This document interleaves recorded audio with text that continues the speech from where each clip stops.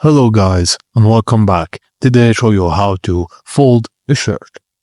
Firstly, place the shirt on a flat surface, front side facing down, smooth out any wrinkles to create a clean, even foundation.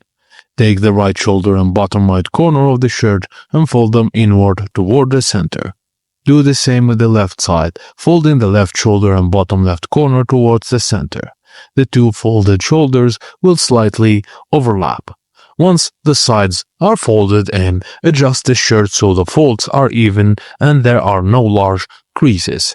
Then take the bottom two corners of the shirt and fold them up to meet the collar, folding the shirt in half. The result is a neatly folded flat rectangle that maximizes space and keeps the shirt wrinkle-free. And that's it guys, as simple as that.